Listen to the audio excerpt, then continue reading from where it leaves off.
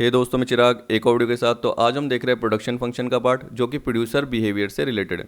पिछली जो भी मैंने आपको वीडियोस कराई वो कंज्यूमर बिहेवियर से रिलेटेड थी, जिसमें हम जनरली कंज्यूमर के मैक्सिमम सेटिस्फेक्शन की बात करते थे, जिसमें हमने कंज्यूमर इक्विलिब्रियम का पार्ट देखा जो कि दो अप्रोचेस से रिलेटेड था, एक तो कार्डिनल और एक ऑर्डिनल। इसके अलावा उससे पहले आपने लॉ ऑफ डिमांड भी देखा था।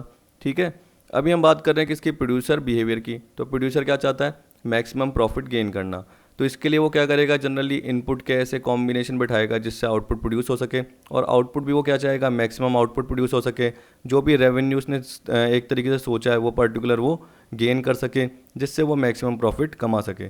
तो इसलिए हम बोल सकते हैं कि सबसे पहले हम क्या देखेंगे, प्रोडक्शन फंक्शन का पार्ट, फिर देखेंगे उससे रिलेटेड कॉस्ट का पार्ट, फिर देखेंगे उससे रिलेटेड रेवेन्यू का पार्ट, जो कि आप बोलते हो ना relationship between AR and MR। Sir आपने नहीं कराया तो मैं बाद में कराऊंगा कॉस्ट के बाद। अभी हम देख रहे हैं, देखो प्रोडक्शन फंक्शन। अब एक ही वीडियो में सारा पार्ट तो हो नहीं सकता।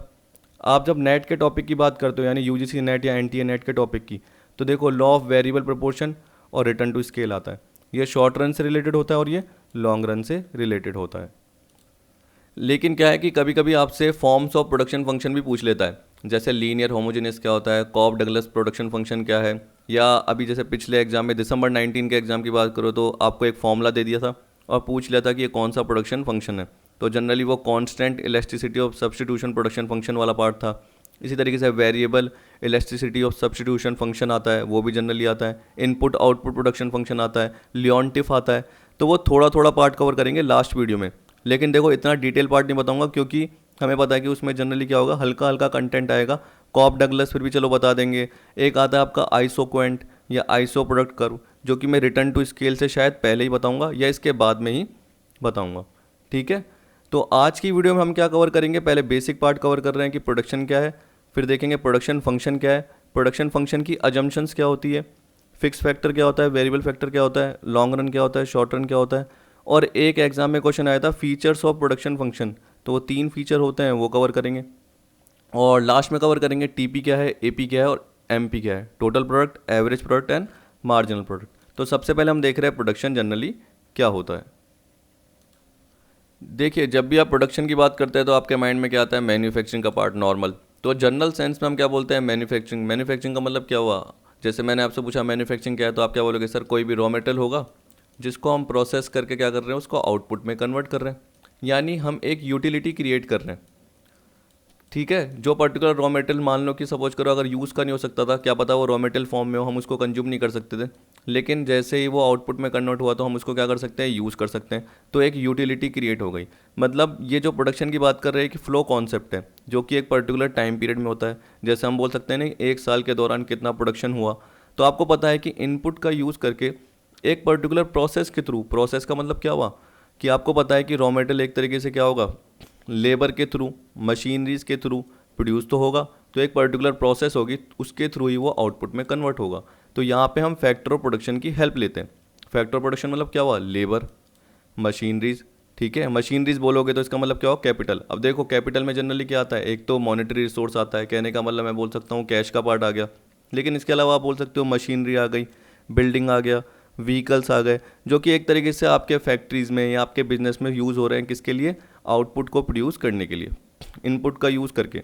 ठीक है, तो यहाँ पे हम लेबर, मशीन, रॉ मटेरियल जो भी पार्ट कह रहे हैं वो सारे के सारे पार्ट क्या हो गए, इनपुट हो गए। तो जो फैक्टर ऑफ प्रोडक्शन भी मैं बोल रहा हूँ रॉ मटेरियल के अलावा, वो भी एक तरीके से क्या हो गए, इनपुट हो गए। लैंड, लेबर, कैपिटल, जो भी आप पार्ट कर रहे हैं, तो वो इनपुट को आप किस में ट्रांसफॉर्म कर रहे हो, आउटपुट में। तो वो तो हो गया जनरल टर्म। ठीक, लेकिन ये इकोनॉमिक सेंस में भी बोल रहा है कि मैन्युफैक्चरिंग के अलावा भी डिफरेंट फॉर्म्स ऑफ प्रोडक्शन आते हैं। जैसे आपको बोल रहा है कि अगर आप प्रोडक्शन प्रोसेस में हेल्प भी करते हो तो वो भी एक तरीके से प्रोडक्शन का पार्ट है।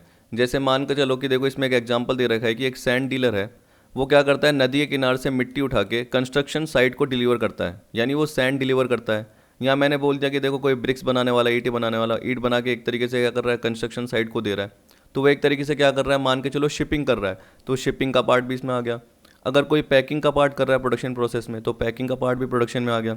अगर हम बोलेंगे कि आप पर्टिकुलर गुड्स को क्या कर रहे हो, स्टोर भी कर रहे हो आगे फ्यूचर में सेल करने के लिए, तो स्टोरिंग का पार्ट भी आ गया। तो ये इकोनॉमिक सेंस में क्या बोल रहा है, मैन्युफैक्चरिंग के अलावा और भी पार्ट आता है, पैकिंग, स्टोरिंग। ठीक है, जो मैंने आपको शिपिंग बोला वो सारा पार्ट आता है। इसी तरीके से ये बोल रहा है कि मटेरियल के अलावा इमैटेरियल थिंग्स भी आ सकती है, यानी सर्विसेज भी आ सकती है।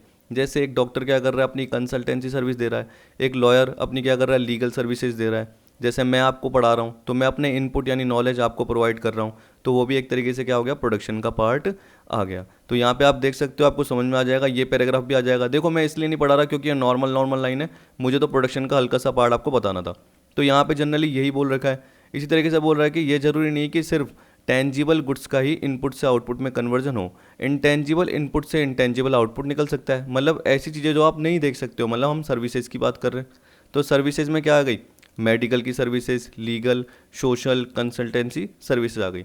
तो एक तरीके से मैं आपको जो नॉलेज दे रहा हूँ वो भी एक तरीके से क्या हुआ, इनपुट से आउटपुट हो रहा है। और जो भी हम क्या कर रहे हैं, जैसे आउटपुट प्रोड्यूस दे रहे हैं, आउटपुट प्रोड्यूस कर रहे हैं, जैसे मैं आपको सर्विस दे रहा हूँ, तो उसकी कुछ ना कुछ यूटिलिटी होनी चाहिए, यानी आपका कुछ ना कुछ बेनिफिट होना चाहिए, आपको भी सेटिस्फैक्शन मिल रही है। तो ये बोल रहा है प्रोडक्शन का एक प्रोसेस है जिसमें क्या करेंगे, हम material input and immaterial inputs को कंबाइन करेंगे in order to make something for consumption. अब देखो इमेटेरियल इनपुट में क्या बोलते हैं, प्लान्स, नो हाउ, क्योंकि देखो मैनेजरल स्किल भी होती है, टेक्निकल नो हाउ भी होती है उसके पास। तो मेटेरियल इनपुट के साथ साथ इमेटेरियल मतलब उसके पास जो भी टेक्निकल स्पेसिफिकेशन है, जो भी उसकी इंटेलेक्चुअल स्किल है, उसका वो यूज़ करेगा।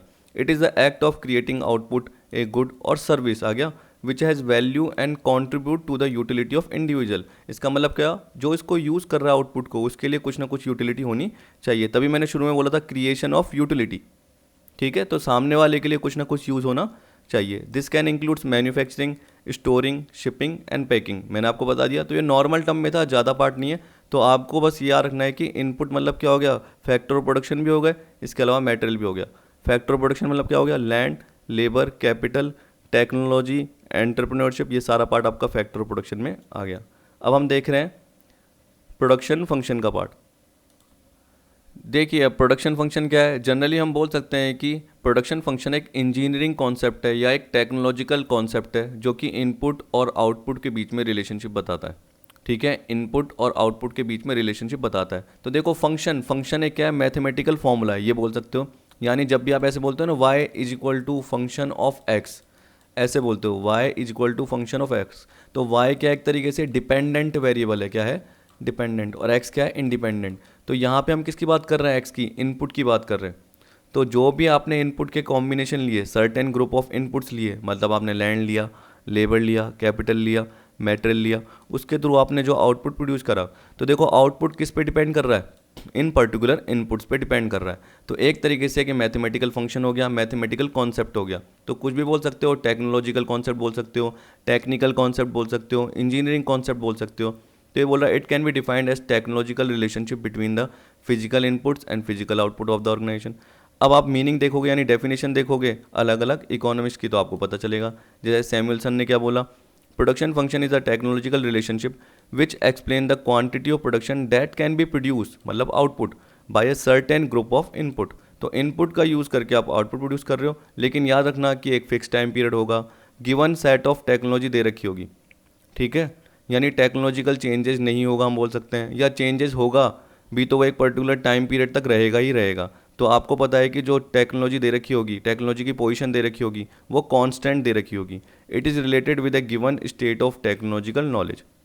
क्योंकि अगर टेक्नोलॉजिकल एडवांटेज मिल जाता है तो आपको पता है कि देखो एक मशीन पुरानी होती है, वो 1 लाख यूनिट प्रोड्यूस कर पाती है। अब उस मशीन की जगह टेक्नोलॉजिकल चेंजेस हो गया, नई मशीन आ गई, जो कि वही मशीन, उसी टाइप की मशीन, क्योंकि उसमें कुछ ना कुछ क्या हो गया, स्पेसिफिकेशन चेंज कर दिए गए, तो वो 1,50,000 यूनिट निकाल रही है। तो आपको पता है कि वो टेक्नोलॉजिकल एडवांटेज आ गया। तो हम वो बात ही नहीं कर रहे, हम क्या बोल रहे हैं कि एक पर्टिकुलर जैसे 1 साल है, उस साल के दौरान टेक्नोलॉजी में चेंज नहीं हुआ, ऐसे आप बोल सकते हैं। तो उस केस में इनपुट का यूज़ करके आउटपुट क्या निकला। ठीक है, वॉटसन ने क्या बोला, the relation between a firm's physical production and the material factors of production आ गया। तो देखो फिजिकल प्रोडक्शन, प्रोडक्शन मतलब क्या हो गया, आउटपुट, और देखो मटेरियल फैक्टर्स ऑफ प्रोडक्शन मतलब input, is referred to as production function.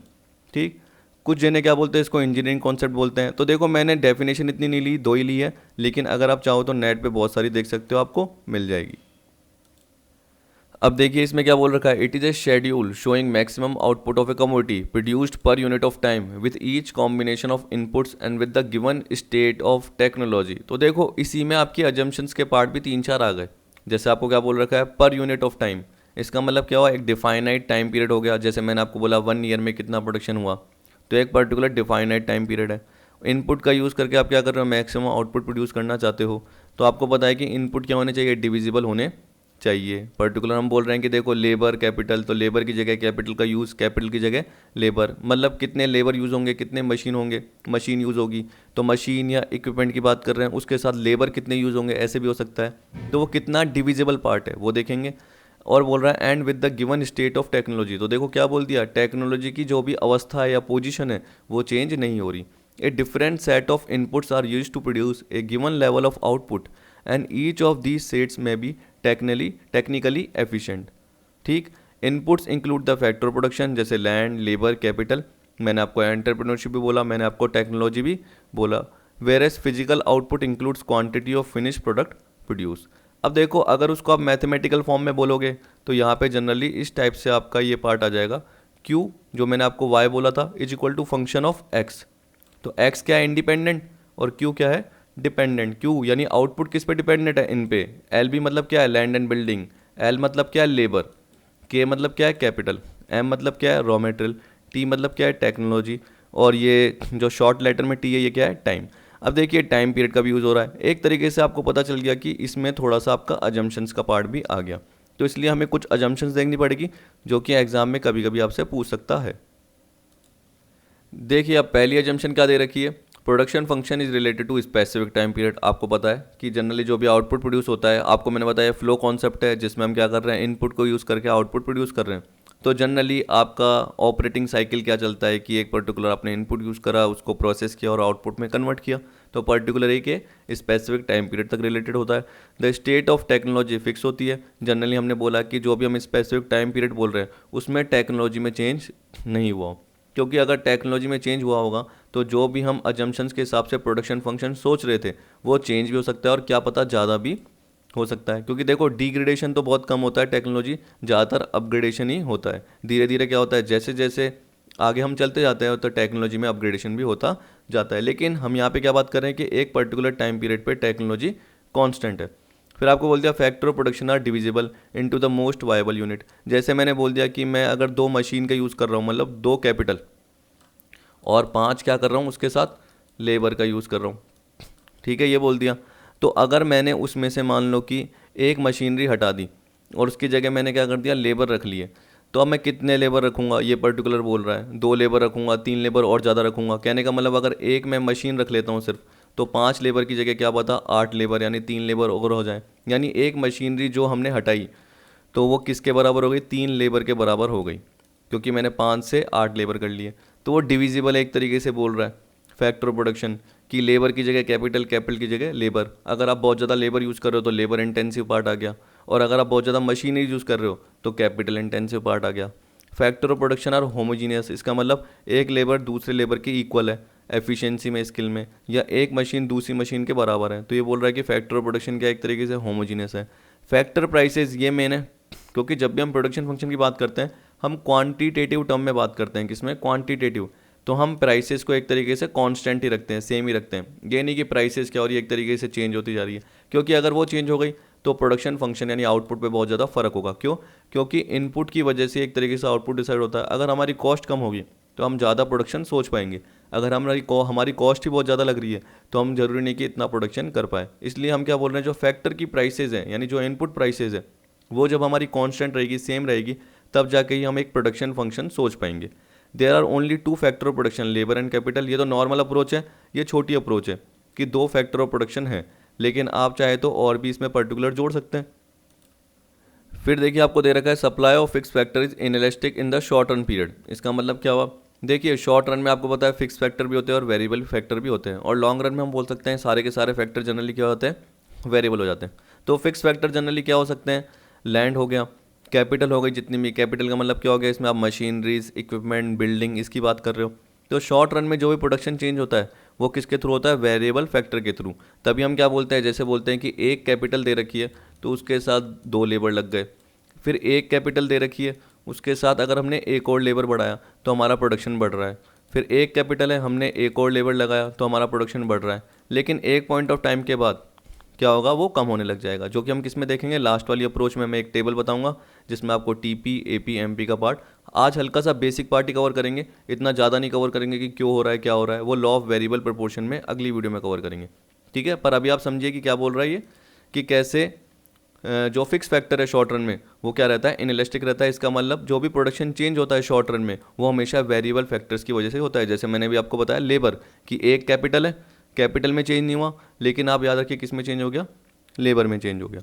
Combination of factor of production can be change to an extent only, आपके जो कॉम्बिनेशन की बात कर रहा है, क्योंकि आपको पता है कि एक पर्टिकुलर पॉइंट ऑफ टाइम के बाद तो मार्जिनल प्रोडक्ट जो भी है वो नेगेटिव होने लग जाएगा। तो कॉम्बिनेशन जो भी यूज़ करोगे आप, इनपुट में भी कॉम्बिनेशन होते हैं ना, लेबर प्लस कैपिटल, जो भी आप यूज़ करोगे तो आप एक पर्टिकुलर पॉइंट तक यूज़ करोगे, ये बोल रहा है। Substitutability of factor production is up to limited extent, जैसे मैंने बोल दिया ना कि अभी आपको मैंने बताया था कि अगर मैं 10 लेबर का यूज़ कर रहा हूँ, ठीक है, तो वो किसके बराबर मान लो, इज इक्वल टू, अगर मैं बोलता हूँ एक मशीन के बराबर है, ठीक। तो सपोज करो अगर मैं बोल रहा हूँ कि 2 मशीन यूज़ कर रहा हूँ तो उस केस में 20 लेबर होंगे, लेकिन वो एक पॉइंट तक ही सही रहेगा। पर ये थोड़ी मैं बोल रहा हूँ कि मैं 3 मशीन लूँगा तो 30 लेबर होंगे, क्या पता 25 लेबर में भी काम चल जाए। तो बोल रहा है जो सब्सटीट्यूटेबिलिटी होती है फैक्टर प्रोडक्शन की वो एक लिमिटेड एक्सटेंट तक होगी, उसके बाद आप चेंज नहीं कर सकते। या हम ये भी बोल सकते हैं कि देखो लेबर और मशीन का एक तरीके से आप एफर्ट बोलोगे तो क्या पता मशीन क्वालिटी वाइज अच्छा प्रोडक्ट निकाले, जो कि वो 10 लेबर वो क्या पता वेस्टेज ज़्यादा कर दे। तो सब्सटीट्यूटेबिलिटी होती है, लेकिन वो इम्परफेक्ट सब्सटीट्यूट होते हैं, परफेक्ट सब्सटीट्यूट बहुत कम होते हैं। कभी भी आप मैनुअल लेबर को मशीन से कंपेयर कर पाओगे नहीं, मशीन जो क्वालिटी वाइज निकालेगी जरूरी नहीं कि जो मैनुअल लेबर वो निकाल पाए। तो हम बोल सकते हैं कि एक तरीके से वो इम्परफेक्ट सब्सटीट्यूट होते हैं। तभी जाके जो आप आइसोक्वेंट कर्व बोलते हैं वो एक तरीके से इंडिफरेंस कर्व की तरह बनता है, जो मैं आगे कभी ना कभी आपको टॉपिक में समझाऊंगा। फिर आपको बोल रहा है ऑब्जेक्टिव ऑफ फर्म क्या होता है, प्रॉफिट या आउटपुट मैक्सिमाइजेशन होता है, जो कि मैंने आपको बताया था। Factor of production are used efficiently, ये बोल रहा है कि जनरली एफिशिएंटली यूज़ हो रहे हैं। और भी आपको कहीं से अजम्पशन दिखे यूज़ करते जाना, क्योंकि आपको एक तरीके से नॉलेज मिलती जाएगी। अब देखिए ये बोल रहा है कि प्रोडक्शन फंक्शन का क्या क्या यूजेस है। बेसिक पार्ट है क्या है, help in making short term decision such as optimum level of output. आप सोचिए कि आप शॉर्ट रन में भी क्या करना चाहते हो, मैक्सिमम आउटपुट निकालना चाहते हो, तो आप किसका यूज़ कर रहे हो, गिवन फैक्टर्स ऑफ इनपुट का। तो आपको पता है कि आप कैपिटल में चेंज नहीं कर सकते, लेकिन मैंने आपको क्या बताया, एक कैपिटल के साथ जैसे 2 लेबर, फिर एक कैपिटल के साथ ही आप 3 लेबर। तो आप क्या कर रहे हो, जैसे जैसे लेबर बढ़ा रहे हो तो उस हिसाब से आप क्या कर रहे हो, ऑप्टिमम लेवल ऑफ आउटपुट निकालने की कोशिश कर रहे हो। तो उसका यूज़ हो रहा है एक तरीके से प्रोडक्शन फंक्शन, क्योंकि एक मैथमेटिकल फंक्शन है जिसमें जनरली क्या बता रहा है कि कितने इनपुट का यूज़ करेंगे तब जाके आउटपुट निकलेगा। ठीक है, दूसरा क्या बोल रहा है, long term decision such as deciding the production level. आपको पता है कि जब आप क्या करोगे, लॉन्ग रन में जाओगे, अपना बिजनेस बढ़ाने की करोगे, तो आप एक कैपिटल की जगह यानी एक मशीनरी की जगह मान लो 2 मशीनरी परचेज करोगे, या आप बोलोगे एक फैक्ट्री की जगह आप एक और फैक्ट्री सेटअप कर दोगे, यानी आपका बिजनेस बढ़ जाएगा। आप डाइवर्सिफिकेशन की अप्रोच रखोगे, क्या पता आप अलग अलग प्रोडक्ट प्रोड्यूस करने की सोच रहे हो, कि जैसे मैं बोलूँगा तो मेरा क्या काम है, जैसे सीमेंट के पैकेट्स का काम है, सीमेंट अंबुजा सीमेंट बोल रहा हूँ, तो उसके अलावा वो स्टील भी प्रोड्यूस कर रहा है। ठीक है, इसके अलावा वो और भी जैसे हम बोलेंगे ब्रिक्स, उससे रिलेटेड भी प्रोडक्शन में आ गया, तो वो 3-4 चीज़ों में आ गया, तो वो डाइवर्सिफिकेशन कर दिया, तो प्रोडक्शन लेवल बढ़ गया। तो वो लॉन्ग टर्म डिसीजन के लिए भी एक तरीके से हेल्प करता है, रिटर्न टू स्केल जनरली हम बोलते हैं, क्योंकि आपको पता है प्रोडक्शन फंक्शन में शॉर्ट रन भी आता है और लॉन्ग रन भी आता है।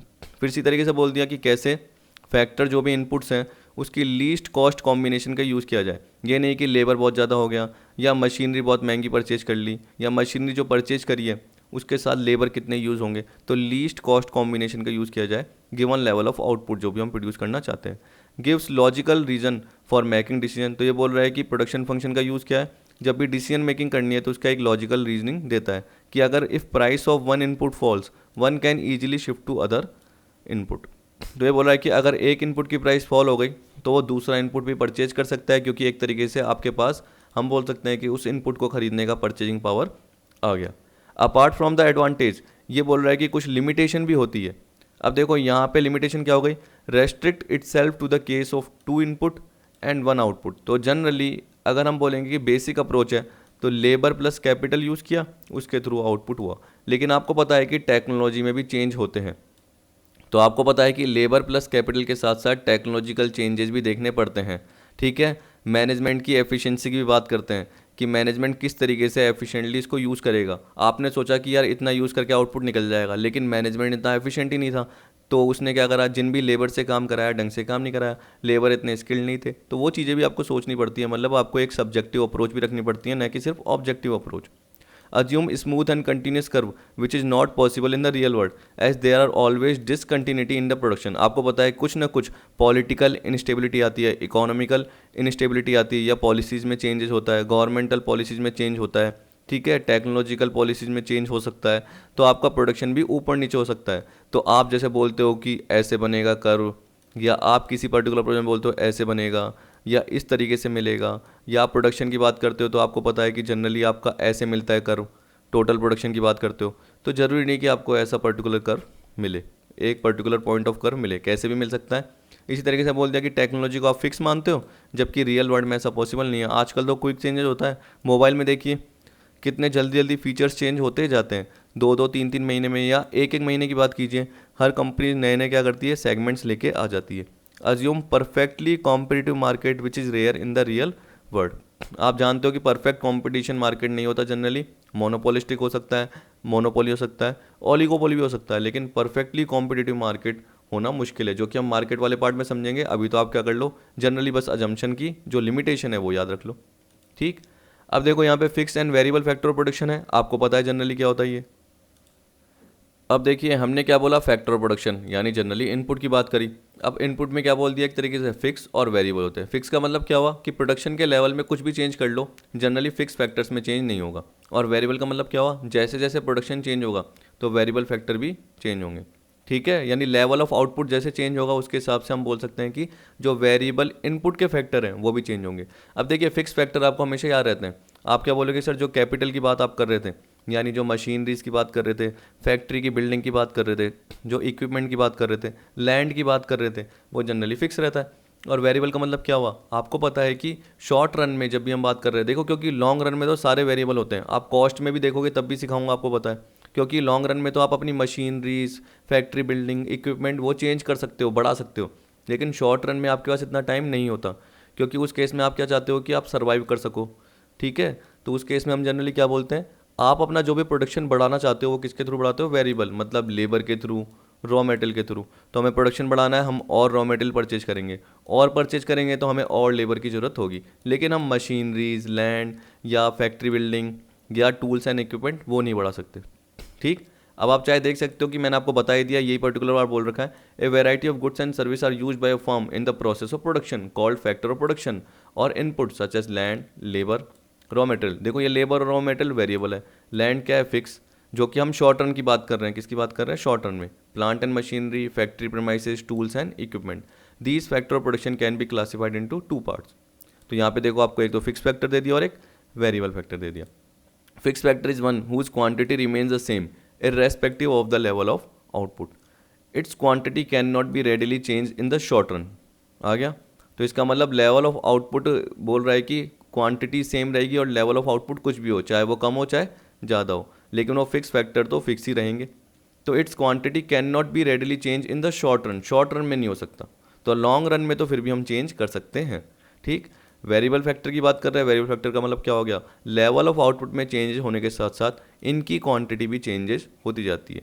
In the short run a larger quantity can be employed by the users of such factors, यानी जो भी ओनर है वो इन फैक्टर्स का यूज़ कर सकता है वेरिएबल का और अपना प्रोडक्शन बढ़ा सकता है। इसमें एक एग्जाम्पल दे रखा है आपको कि एक फर्म अपनी जो बुक्स का प्रोडक्शन है वो 1000 से 2000 डेली बढ़ाना चाहती है। तो पहले वो 1000 प्रोड्यूस करती थी 1000, अब वो 2000, तो उसके लिए उसको क्या करना पड़ेगा, फैक्टर ऑफ प्रोडक्शन का यूज़ करना पड़ेगा। लेकिन but there are some factor who supply can not be increase immediately, मतलब जो उसकी प्रिंटिंग प्रेस वाली मशीन है, जो उसकी बिल्डिंग है वो नहीं कर सकती, लेकिन वो क्या बढ़ा सकती है, वो लेबर को, रॉ मटेरियल को इमीडिएटली बढ़ा सकती है। तो यहाँ पे प्रिंटिंग प्रेस और बिल्डिंग क्या हो गया, फिक्स फैक्टर ऑफ प्रोडक्शन, और जो लेबर और रॉ मटेरियल हो गया वो क्या हो गया, वेरिएबल फैक्टर ऑफ प्रोडक्शन।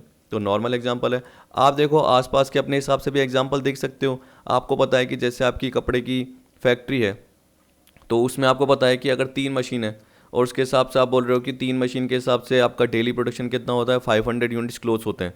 तो अगर आपको क्या करना है, उसकी जगह 800 क्लोथ्स प्रोड्यूस करने हैं, 1000 करने हैं, तो जो आपने लेबर लगा रखे हैं, जैसे लेबर आपने लगा रखे हैं 100, तो 100 की जगह आप क्या कर दोगे 150, पर आपको पता है कि लेबर से थोड़ी होगा, मटेरियल बढ़ाना पड़ेगा, तो मटेरियल भी आपको बढ़ाना पड़ेगा और लेबर भी साथ में बढ़ाना पड़ेगा, लेकिन आप मशीनरी नहीं बढ़ा रहे, ठीक। लेकिन आप अगर है ना लॉन्ग रन की बात करें तो लॉन्ग रन में आप क्या कर सकते हो। लेकिन देखो अब है ना, इसको अकाउंटिंग के पॉइंट ऑफ व्यू से मत देखना कि जैसे हम क्या बोल सकते हैं कि एक साल के अंदर का पीरियड शॉर्ट रन होता है, ऐसा नहीं होता। एक साल से ज़्यादा का पीरियड लॉन्ग रन होता है, ऐसा नहीं होता। ठीक। शॉर्ट रन और लॉन्ग रन की जब भी हम बात करते हैं तो जनरली किस सेंस में लेते हैं, यानी हम शॉर्ट रन को टाइम के हिसाब से नहीं देख रहे हैं। हम जनरली शॉर्ट रन को जब टाइम पीरियड के हिसाब से बोल रहे हैं तो वो किस बेसिस पे बोल रहे हैं, फैक्टर्स के बेसिस पे बोल रहे हैं। अगर कुछ फैक्टर फिक्स और कुछ फैक्टर वेरिएबल हैं तो हम जनरली क्या बोलेंगे, शॉर्ट रन चल रहा है। ठीक है। लेकिन हम बोलेंगे अगर सारे फैक्टर्स वेरिएबल हो सकते हैं, सारे फैक्टर्स एक तरीके से बढ़ सकते हैं, ठीक है, वेरिएबल फैक्टर तो इलास्टिक होता ही है और फिक्स फैक्टर भी इलास्टिक हो गया एक तरीके से, उसमें भी चेंज हो रहा है, तो हम क्या बोलेंगे, लॉन्ग रन। ठीक है। जनरली हम टेक्नोलॉजी को छोड़ के याद रखना, क्योंकि आजकल एक क्या है, वेरी लॉन्ग रन का कॉन्सेप्ट भी आ रहा है। तो जनरली देखो शॉर्ट रन में क्या बोल रखा है, that time period in which supply of certain factors is fixed. इसका मतलब क्या हुआ, कुछ वेरिएबल फैक्टर की हेल्प से ही आप प्रोडक्शन में चेंज कर सकते हो, लेकिन सर्टेन फैक्टर की सप्लाई फिक्स होती है। देखो जैसे आप खुद की भी सोचो, या खुद के आपको पता है कि पापा बिजनेस करते हैं, इंडस्ट्री है या नॉर्मल शॉप भी है। जैसे मेरे दोस्त की शॉप थी, तो उसने क्या करा, 3 साल बाद एक और शॉप परचेज करी। तो उसके लिए मैं क्या बोल सकता हूँ एक तरीके से कि उसका जो शॉर्ट रन का पीरियड था वो तीन तीन साल था, क्योंकि क्या है कि शॉर्ट रन में उसने क्या करा, नॉर्मली एक ही शॉप के थ्रू लेबर चेंज करता गया। पहले उसने 2 लेबर लगाए, जैसे जैसे उसका क्या हो गया, एक तरीके से सप्लाई बढ़ती गई, जैसे जैसे डिमांड बढ़ती गई सप्लाई बढ़ाता गया। तो उस केस में 3 लेबर, 4 लेबर, 5 लेबर। लेकिन उसको अब ज़रूरत महसूस हुई 3 साल बाद कि यार मैंने तो बहुत ज़्यादा प्रॉफिट गेन कर लिया है, या हम बोल सकते हैं कि अब उसको डाइवर्सिफिकेशन की तरफ जाना था, तो वो किसकी तरफ चलेगा, लॉन्ग रन की तरफ। इसका मतलब उसने एक और क्या कर दी, बिल्डिंग ले ली, फिर उसमें उसने मशीनरी सेटअप कर दी, या जो भी उसका प्रोडक्शन प्रोसेस का पार्ट था, या चाहे प्रोडक्शन का पार्ट नहीं हो, और मटेरियल उसने ले लिया। तो आपको पता है कि शॉर्ट रन में हमें पता है कि हम किसके थ्रू कर सकते हैं, लेबर के थ्रू। लेकिन लॉन्ग रन में तो क्या हो गया, हम मशीनरी को भी चेंज कर सकते हैं, हम बिल्डिंग को भी चेंज कर सकते हैं, प्लांट को भी कर सकते हैं, मतलब हम वेरिएबल के साथ साथ फिक्स फैक्टर को भी चेंज कर सकते हैं। समझ गए। That is it can not be increase और डिक्रीज, ये बोल रहा है। मतलब कुछ फैक्टर फिक्स होते हैं जिनको चेंज नहीं किया जा सकता शॉर्ट रन में, जैसे plant, machinery, building etcetera. Therefore, a firm can increase the production of commodity in the short run by increasing the use of variable factor जैसे labor and raw material। और long run का मतलब क्या हो गया, that time period in which supply of all factor that is fixed and variable is elastic. Elastic मतलब variable, जो fix factor है वो वेरिएबल की तरह हो गया। तो अब हम बोल सकते हैं कि कोई गैप नहीं रहा। ठीक है, यानी सारे के सारे फैक्टर क्या हो गए, variable, but not sufficient to allow a change in technology. लेकिन टेक्नोलॉजी में इतना चेंजेज नहीं हुआ, उसको हम बोल सकते हैं कि वो अभी भी कांस्टेंट है। In the long run no factor is fix factor, all factors are variable. सारे के सारे फैक्टर क्या होते हैं, variable. Therefore a firm can increase the production of commodity in the long run by increasing the use of both variable and fix factor of production. लेकिन यहाँ पे आजकल क्या बोल रहा है, वेरी लॉन्ग रन भी आ रहा है, जिसमें आप सारे फैक्टर्स तो वेरिएबल मान ही रहे हो, साथ में क्या बोल रहे हो, टेक्नोलॉजी में भी चेंज हो गया है। जैसे आपने भी एग्जांपल लिया प्रिंटिंग प्रेस का, तो आपको पता है कि एक प्रिंटिंग प्रेस है और 1000 से 2000 बुक्स डेली बनानी है। तो अगर शॉर्ट रन की बात करेंगे तो प्रिंटिंग प्रेस एक ही रहेगी। हेल्प किसकी लेंगे, लेबर की प्लस रॉ मटेरियल की। ठीक है, रॉ मटेरियल किसके थ्रू बनेगा, लेबर के थ्रू ही बनेगा, ये बोल रहा है। तो हमने क्या, एक और प्रिंटिंग प्रेस नहीं ली, यानी एक और प्रिंटिंग से रिलेटेड मशीन नहीं ली। लेकिन हम लॉन्ग रन की बात करेंगे तो हम क्या बोल सकते हैं, हमें पता है कि हमारा प्रोडक्शन और हमें बढ़ाना है। ठीक, हमें डाइवर्सिफिकेशन करना है और शॉप खोलनी है, ताकि हम बोल सकते हैं कि जैसे 5000 यूनिट डेली हो जाए, या हम बोल सकते हैं चलो कि 1000 से 2000 तो आपने शॉर्ट रन में बढ़ा दिया, तो 2 की जगह अब 4 हो जाए। तो आपने क्या करा, एक और मशीन परचेज कर ली। तो वो किस में करी, नॉर्मल मान के चलो लॉन्ग रन में। तो जैसे आपने मशीन परचेज करी तो आपको पता है कि उसके लिए रॉ मटेरियल भी चाहिए होगा और लेबर भी चाहिए होगा। तो वो तो वैसे भी बढ़ रहे थे, अभी भी बढ़ेंगे क्योंकि आपने एक और मशीन खरीदी। लेकिन अब आपको पता चला कि जो आप मशीन खरीद रहे हो तो वो तो नॉर्मल क्या कर रही है, उतना ही आउटपुट निकाल रही है। पहले 2000 निकाल रही थी एक मशीन, अब ये 2 मशीन क्या करेगी, 4000 निकालेगी। लेकिन अगर आपने दूसरी मशीन टेक्नोलॉजिकल स्पेसिफिकेशन के हिसाब से एडवांस खरीदी, उसमें एक तरीके से क्या था, कुछ चेंजेस हो गए थे और मशीन से ज़्यादा आउटपुट निकलता था, तो क्या पता वो 2000 के लिए आपका 3000 आउटपुट निकाल रही है। तो पहले 2 की जगह जो 4000 आउटपुट होता था, अब वो 5000 होने लग गया। क्यों, 1000 आउटपुट क्यों बढ़ा, क्योंकि जो मशीन थी उसमें टेक्नोलॉजिकल एडवांटेज थे। तो ये बोल रहा है कि वेरी लॉन्ग रन में जनरली क्या होता है, आप टेक्नोलॉजी का भी चेंजेस देख सकते हो और प्रोडक्शन में जनरली वो होता है। The production function also changes in the very long term period. अगर आप ये देखना चाहो तो ये आप फोटोग्राफी में देख सकते हो। जनरली कैमरे जो भी होते हैं, आपको पता है कि 3-4 साल 5 साल यानी मेरे हिसाब से 3 साल 4 साल तक तो वही चलते हैं पर्टिकुलर, फिर जाके टेक्नोलॉजी में चेंज होता है। इतनी जल्दी टेक्नोलॉजी में उसमें चेंज नहीं होता। अगर आप 5-5 साल पहले के कैमरे में देखो, 5 साल के पहले के भी कैमरे देखोगे, वो भी जनरली फोटोग्राफी वाले यूज़ कर रहे हैं। 10 साल पहले के कैमरे भी यूज़ कर रहे हैं, लेकिन आजकल देखोगे बहुत अलग अलग कैमरेज आने लग गए। तो इसका मतलब क्या हो गया, टेक्नोलॉजी में चेंजेस होने लग गया।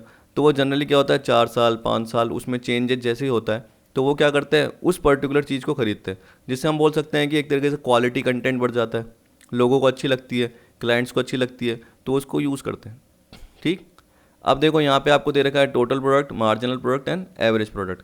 इतना मैं आपको पर्टिकुलर डीप में नहीं बताऊंगा, जैसे ये जो पर्टिकुलर पॉइंट दे रखे हैं यहाँ पे आपको, पर वो कब बताऊंगा, अगली वीडियो में आपको बताऊंगा। अभी तो आपको बेसिक बेसिक बता रहा हूँ। और हाँ, आज के दिन ही आपको लॉ ऑफ वेरिएबल प्रोपोर्शन भी मिल जाएगा सारा पार्ट, ताकि आपको एक तरीके से रेलिवेंट रहेगी। पहली वीडियो देखी और दूसरी वीडियो आपने तुरंत देखी तो आपको पूरा पार्ट समझ में आ जाएगा। और हाँ, पहले मैं क्या कर रहा हूँ, टेबल के थ्रू आपको समझा रहा हूँ। तो एक बार मैं टेबल के नीचे लेके चल लेता हूँ आपको, कि पर्टिकुलर जो मैंने टेबल बनाई हुई है उसके थ्रू आपको समझ में आ जाए, तब जाके आपको टीपी एपी एमपी आराम से समझ में आ जाएगा। अब देखो आपको ये दे रखा है नंबर ऑफ वर्कर, ठीक है। अभी देखो शॉर्ट रन के पॉइंट ऑफ व्यू से मान लो कि पर्टिकुलर जो भी दे रखी है ना टेबल, वो किसके पॉइंट ऑफ व्यू से दे रखी है, शॉर्ट रन के पॉइंट ऑफ व्यू से, तभी आपको एक तरीके से समझ में आएगा। तो देखो ये नंबर ऑफ वर्कर दे रखे हैं 1 से 2, 2 से 3, 3 से 4। याद रख लेना कि देखो ये तो नंबर ऑफ वर्कर मतलब लेबर है। लेबर क्या हो गया, वेरिएबल फैक्टर। आपने बोला कि सर फिक्स फैक्टर नहीं लिखा, यहाँ पे एक और आप कॉलम बना लेते और इसके हिसाब से फिक्स फैक्टर में मैं क्या जोड़ देता हूँ, मशीनरी। तो मान लो कि मैंने बोला एक मशीन है, एक मशीन है, एक मशीन है, एक मशीन है, एक मशीन है, एक मशीन है, एक मशीन है, एक मशीन है, ठीक है। अब देखें हम क्या थ्योरेटिकल अप्रोच पढ़ते हैं, तो आप देखिए ये प्रोपोर्शन दिख रहा है 1:1, 1:2, 1:3, कि एक फिक्स फैक्टर और एक वेरिएबल, एक फिक्स फैक्टर 2 वेरिएबल फैक्टर, एक फिक्स फैक्टर 3 वेरिएबल, एक फिक्स फैक्टर 4 वेरिएबल, इस तरीके से दे रखा है। तो ये क्या हो गया, वेरिएबल प्रोपोर्शन प्रोडक्शन फंक्शन हो गया। तो याद रखना शॉर्ट रन में जनरली क्या होता है, आपका वेरिएबल प्रोपोर्शन प्रोडक्शन फंक्शन होता है। और अगर मैं आपको बोलता कि आप मेरे को बोलते सर फिक्स प्रोपोर्शन कब होता है, देखो फिक्स प्रोपोर्शन बोल रहा हूँ, तो प्रोपोर्शन का मतलब क्या हो, 1:1 ये हो गया। पर मैंने साथ में क्या करा, एक और मशीन ले ली, एक और लेबर बढ़ाया तो एक और मशीन ले ली, ठीक है। तो 2:2, तो वो भी क्या रहा 1:1। मैंने बोल दिया एक और मशीन ले ली 3:3, तो जनरली वो किस में होता है, लॉन्ग रन में, क्योंकि उसमें हम क्या करते हैं, फिक्स फैक्टर को भी बढ़ा देते हैं। तो उस केस में जो प्रपोर्शन होता है वो क्या रहता है, फिक्स रह जाता है। तो फिक्स प्रपोर्शन हमेशा लॉन्ग रन में, और जो मैं वेरिएबल प्रपोर्शन की बात कर रहा हूँ शॉर्ट रन में। तो जो आप ये चार्ट देख रहे हो या जो टेबल देख रहे हो वो जनरली क्या है, आपका शॉर्ट रन से रिलेटेड है। यहाँ पे मशीनरी आपकी क्या है, फिक्स है, ठीक। और वेरिएबल फैक्टर में चेंज होने से आउटपुट में चेंज हो रहा है। तो देखो जब भी आप कोई एग्जांपल बनाने की कोशिश करो, या जब भी आप है ना लॉ ऑफ वेरिएबल प्रोपोर्शन का पार्ट बनाओगे, 3 स्टेजेज आएंगी, तो हमेशा क्या करना है, आपको प्रोडक्शन पहले बढ़ाना है, ठीक है। फिर उसके बाद कम करते जाओ, जीरो पे लेके आओ और माइनस कर दो। जैसे आपने उसमें सीखा था ना law of diminishing marginal utility में, लेकिन उसमें क्या होता था, शुरू में जो होती थी वहीं से कम होती जाती थी, लेकिन यहाँ पे हमें क्या करना है, शुरू में थोड़ा सा बढ़ाना है। देखो जनरली क्यों बढ़ाना होता है, क्योंकि मान लो कि एक है ना किसान है, ठीक है, एक किसान है, वो अपने क्या कर रहा है, खेतों में काम कर रहा है। अब उसकी 1 बीघा ज़मीन थी, वो जो प्रोडक्शन कर रहा था वो नॉर्मल कर रहा था। मान लो कि वो क्या कर रहा था, 8 क्विंटल निकाल रहा था प्रोडक्शन, क्योंकि एक ही वर्कर था। अब उसका बेटा भी आ गया, उस 1 बीघा ज़मीन का क्या होने लग गया, बहुत सही ढंग से यूज़ होने लग गया। क्योंकि इस केस में हम क्या बोल रहे हैं, इसका प्रोपोर्शन ज़्यादा था, 1 बीघा ज़मीन मतलब मशीनरी का पार्ट ज़्यादा था, लेकिन लेबर एक ही यूज़ हो पा रहा था। अब एक मशीन फिर 2 लेबर, तो सही ढंग से यूटिलाइज होने लग गया।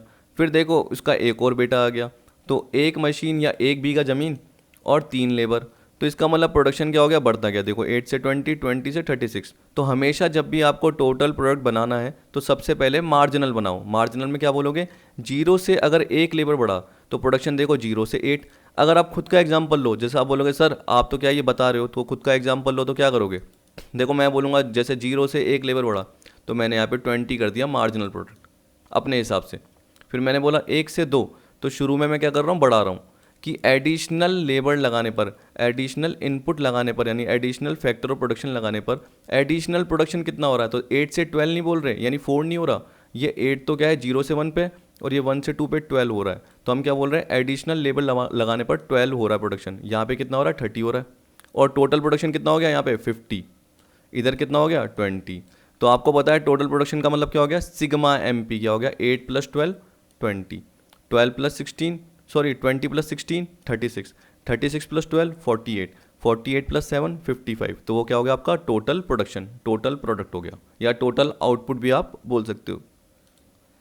अब चलिए देखिए, मैंने 20 + 30 करा 50 हुआ, तो 30 के बाद सपोज करो मैंने और बढ़ा दिया 40 कर दिया, है ना, क्योंकि मैंने बोल दिया कि लेबर क्या है बिल्कुल ढंग से यूटिलाइज हुआ, और उस मशीनरी का, या हम बोल सकते हैं कि अगर किसान के फॉर्म में बोले या फार्मर के फॉर्म में बोले, तो उनके बेटे आने से क्या हो गया, एक तरीके से प्रोडक्शन ढंग से यूटिलाइज होने लग गया, यानी हम बोलेंगे जो लैंड है एक तरीके से बोल सकते हैं, उस पर जो एग्रीकल्चर प्रोड्यूस है वो ढंग से निकलने लग गया। तो 20 30 40 इस तरीके से क्या हो गया आपका टोटल मिला के 90 हो गया। तो ये क्या हो गया टोटल प्रोडक्शन, और ये क्या हो गया मार्जिनल प्रोडक्शन, कि एडिशनल लेबर लगाने से एडिशनल प्रोडक्शन क्या बढ़ रहा है, नॉर्मल पार्ट आ गया। पर उसके बाद हम देखेंगे कि अगर हमने एक और लेबर लगाया, यानी अगर हमने उस लैंड पे एक और लेबर लगाया या उस मशीनरी पे एक और लेबर लगाया, तो वो इतना इफेक्टिवली यूटिलाइज नहीं हो पाएगा। हम बोलेंगे निकालेगा प्रोडक्शन ज़्यादा, लेकिन देखो मार्जिनल प्रोडक्शन गिर गया।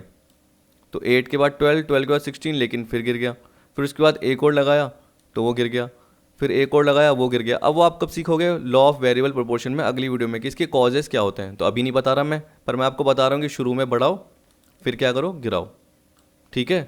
गिराने के बाद जीरो कर दो, जीरो के बाद क्या कर दो नेगेटिव कर दो। तो यहाँ पे तो कोई जाना ही नहीं चाहेगा, क्योंकि देखो यहाँ पे टोटल प्रोडक्ट क्या हो रहा है, मैक्सिमम हो रहा है, उसके बाद वो गिर रहा है, ठीक।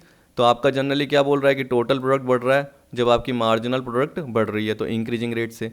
फिर मार्जिनल प्रोडक्ट आपकी क्या हो रही है, धीरे धीरे गिर रही है, लेकिन टोटल प्रोडक्ट तब भी बढ़ रहा है, लेकिन किस रेट से, डिमिनिशिंग रेट से।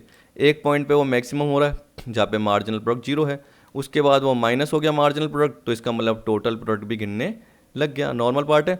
अभी मेरे को आपको क्या बताना था, फॉर्मूले बताने थे। तो टी पी इक्वल टू क्या हो गया सिग्मा एम पी, या टी पी इक्वल टू क्या हो गया summation of all different products जो कि अलग अलग फैक्टर ऑफ प्रोडक्शन पे आपको दे रखे हैं। एवरेज का मतलब क्या होता है, TP upon labour, TP upon labour, TP upon labour. और टीपी एमपी का एक और फॉर्मूला होता है, एमपी का जनरली फॉर्मूला आपका क्या होगा, देखो 20 - 80 8, 8 - 0, 0 से 1 हुआ लेबर, तो 8 - 0 तो कितना हुआ 8, 20 - 8 12, 36 - 20 16, ठीक है। तो ये बोल रहा है एडिशनल लेबर लगाने पर कितना एडिशनल प्रोडक्शन आपका हुआ चेंज, तो वो जनरली क्या आएगा, मार्जिनल प्रोडक्ट आएगा।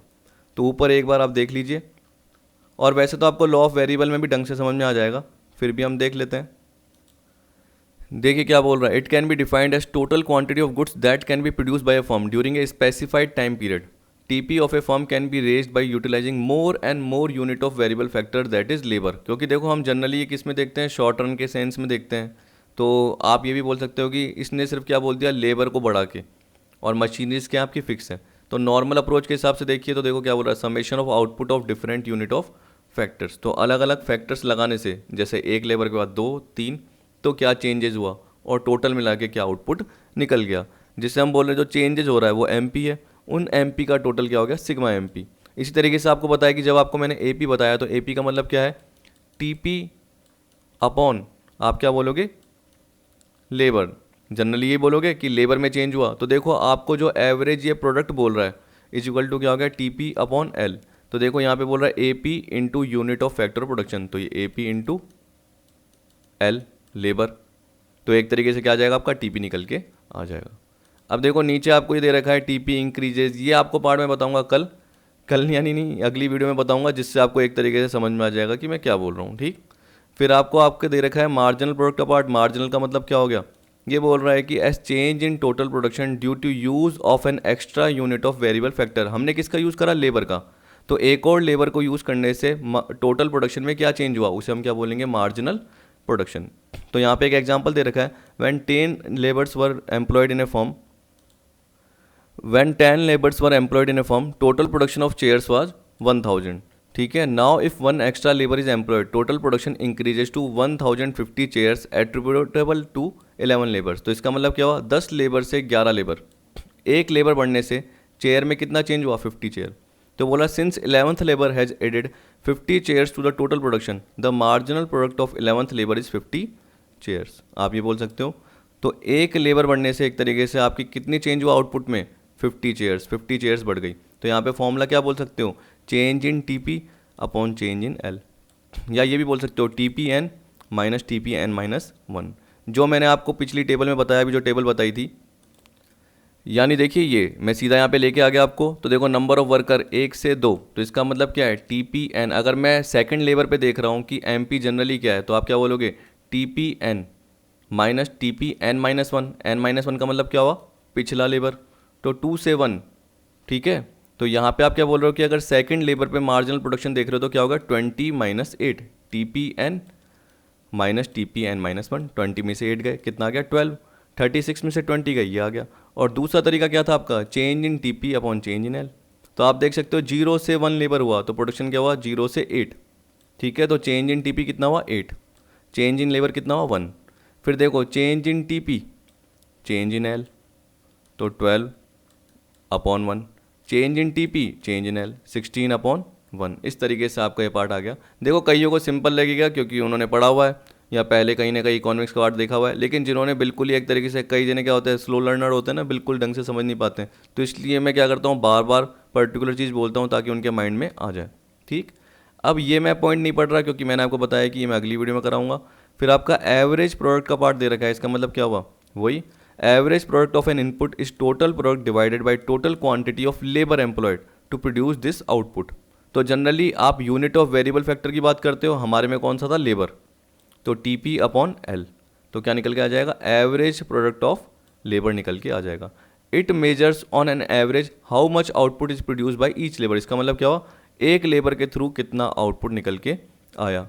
तो अगर आपको बताया कि मैंने बोल दिया कि टीपी का मतलब क्या हो गया एवरेज प्रोडक्ट, एवरेज प्रोडक्ट का मतलब क्या हो गया एक लेबर कितना प्रोडक्शन निकाल रहा है, तो इनटू हम क्या करेंगे लेबर, कि अगर 3 लेबर होंगे तो वो कितना प्रोडक्शन निकालेंगे, अगर 4 लेबर होंगे तो वो कितना प्रोडक्शन निकालेंगे, ठीक है। और जो ये आपको क्या कर रहा है बॉक्सेस में पार्ट दे रखा है वो हम कब करेंगे लॉ ऑफ वेरिएबल प्रोपोर्शन के साथ कवर कर लेंगे। अब देखिए यहाँ पे आपका दे रखा है फीचर्स ऑफ प्रोडक्शन फंक्शन का पार्ट। अब देखिए इसके 3 फीचर होते हैं, पहला है सब्स्टिट्यूटेबिलिटी, फिर है कॉम्प्लीमेंट्रिटी, और आपको दे रखा है तीसरा स्पेसिफिसिटी। तो जो ये पार्ट दे रखा है इसमें जनरली क्या बोल रहा है कि आप एक गुड्स को दूसरे यानी एक लेबर को हम बोल सकते हैं कैपिटल के थ्रू सब्स्टिट्यूट कर सकते हो, या हम कुछ भी बोल सकते हैं। देखो आपको क्या करना है, एक इनपुट का पार्ट यूज़ करना है। आपको पता है कि इनपुट के पार्ट से क्या निकलता है, आउटपुट निकल के आता है। अब इनपुट में क्या होता है, कॉम्बिनेशन होते हैं, कहने का मतलब हम बोल सकते हैं लेबर प्लस कैपिटल का पार्ट होता है, ये बोलते हैं, ठीक है। अब मान लो कि जैसे ये मान के चलो कि आपके 100 लेबर थे फैक्ट्री में, ठीक, और 2 मशीनरी थी, ये पार्ट आ गया। अब मान के चलिए कि हम बोल सकते हैं कि अगर या तो मैं क्या करूं एक और मशीन लगा दूं, ये बोल रहा है कि 2 से 3 मशीन। अगर मशीन की ज़रूरत नहीं होती क्योंकि लेबर की भी ज़रूरत हो सकती है, तो हम क्या बोलेंगे कि एक मशीन के लिए हमें कितने की ज़रूरत होगी, और 50 लेबर की और ज़रूरत हो सकती है 150, क्योंकि जनरली 2 मशीन पे 100 लेबर की ज़रूरत होती है। तो अगर हम एक मशीन और नहीं लगाते हैं तो हम 150 लेबर एक तरीके से रख सकते हैं, कहने का मतलब 50 लेबर और बढ़ा सकते हैं। तो हम क्या बोल रहे हैं कि 2 मशीन ही रहेगी, 3 मशीन नहीं हो पाई, लेकिन लेबर बढ़ गए। लेबर कितने बढ़ गए, 100 प्लस 50 150 हो गए। तो इसका मतलब उस एक मशीन के लिए हमने कितने ले लिए 50 लेबर, तो मशीन को हमने सब्स्टिट्यूट कर दिया और उसकी जगह हमने ले लिया लेबर। तो यहाँ पे बोल रहा है फैक्टर ऑफ प्रोडक्शन और inputs are substitutes of one another which make it possible to vary the total output by changing the quantity of one or few inputs. तो ये क्या बोल रहा है कि जैसे ही इनपुट्स की क्वांटिटी आप चेंज कर दोगे, हमारे लेबर कितने थे पहले 100, उसकी जगह हमने 150 कर दिए। हमें वैसे मशीन की नीड थी, लेकिन हमें लगा कि मशीन क्या है बहुत महंगी आ जाएगी, इसकी जगह हम लेबर को अप्लाई कर देते हैं, तो हमने 50 लेबर बढ़ा दिए क्योंकि मशीन बहुत ज़्यादा कॉस्टली थी। उसकी जगह हमने क्या कर दिया लेबर इंटेंसिव यूज़ कर लिया। तो वो एक तरीके से क्या आता है सब्स्टिट्यूटेबिलिटी आता है पार्ट आपका। तो ये बोल रहा है it is the substitutability of the factor of production that gives rise to the law of variable proportion. तो जनरली इसमें यही बोल रखा था कि देखो आपको कुछ फैक्टर क्या रखने पड़ते हैं, फिक्स रखने पड़ते हैं, while the quantities of all other inputs are held constant. तो अब मैं ये बोल सकता हूँ कि आपको अगर मैं एक मशीन यूज़ कर रहा हूँ और उसमें मान लो 2 लेबर हैं, 2 लेबर प्लस एक मशीन यानी एक कैपिटल, फिर मैं क्या बोलूँगा आपको मैंने 4 लेबर यूज़ कर लिए लेकिन कैपिटल तो एक ही है। फिर मैंने 6 लेबर यूज़ कर लिए और कैपिटल तो क्या है एक ही है, मतलब मशीन तो एक ही है लेकिन मैं लेबर चेंज किए जा रहा हूँ। तो इसका मतलब क्या हुआ, अगर मैं एक और मशीन खरीदता तो मुझे उतने लेबर अप्लाई करने की ज़रूरत नहीं होती, लेकिन मशीन के बदले मैंने क्या कर दिया लेबर अप्लाई कर दिया और लेबर का यूज़ करने लग गया। तो ये एक तरीके से सब्स्टिट्यूटेबिलिटी का पार्ट आ गया। फिर आपको दे रखा है कॉम्प्लीमेंट्रिटी। देखो कॉम्प्लीमेंट्रिटी का मतलब मैंने आपको बताया था कॉम्प्लीमेंट्री पार्ट। कॉम्प्लीमेंट्री का मतलब क्या होता है जॉइंट, यानी जब कोई चीज़ क्या हो रही है एक साथ यूज हो रही है। जब अपने गुड्स में देखा था तो उसका मतलब क्या था ब्रेड एंड बटर। यहाँ पे हम किसकी बात कर रहे हैं फैक्टर्स ऑफ प्रोडक्शन मतलब इनपुट की बात कर रहे हैं, तो ये बोला लेबर और कैपिटल साथ साथ यूज होने चाहिए, जनरली बोल रहा है। तो दो या उससे ज़्यादा फैक्टर ऑफ प्रोडक्शन का साथ साथ यूज होना चाहिए। अगर वो साथ साथ यूज नहीं हो पा रहे तो फैक्टर ऑफ प्रोडक्शन कुछ भी नहीं निकल पाएगा। जैसे देखिए मैं बोल रहा हूँ कि मान लो एक मशीन है, वही एक कैपिटल, और 10 लेबर है इस बार मान लीजिए, क्योंकि एग्जाम्पल थोड़ा बदलना चाहिए ना, बार बार 2 लेबर बोल रहा हूँ। तो देखो एक मशीन है और 10 लेबर है। अब देखिए अगर 2 मशीन यानी एक और मशीन ले ली तो आपको लेबर कितने करने पड़ेंगे, 20। ठीक है, जरूरी नहीं है उतने ही हो, लेकिन आपको लेबर बढ़ाने पड़ेंगे। तो वो कॉम्प्लीमेंट्री का पार्ट जनरली क्या हो गया कि एक मशीन पे 10 लेबर, तो 2 मशीन पे कितने होंगे, 20। अगर मैंने दूसरी मशीन ले ली, मतलब एक और मशीन ले ली, पहले एक थी एक और ले ली, लेकिन लेबर मैंने चेंज नहीं करे, लेबर मैंने 10 लेबर ही रखे, तो अब बताइए कि दूसरी मशीन तो वेस्टेज है, वो खाली पड़ी रहेगी, क्योंकि 10 लेबर तो पहली मशीन पे वैसे ही काम आ रहे हैं, वो यूटिलाइज हो रहे हैं, तो हमें एक्स्ट्रा लेबर की जरूरत होगी, जबकि हम लेबर बढ़ा ही नहीं रहे। तो कॉम्प्लीमेंट्रिटी का मतलब क्या हो गया कि प्रोडक्शन प्रोसेस बढ़ेगा ही नहीं अगर आप क्या करोगे, एक फैक्टर के साथ दूसरे फैक्टर को यूज़ नहीं करोगे।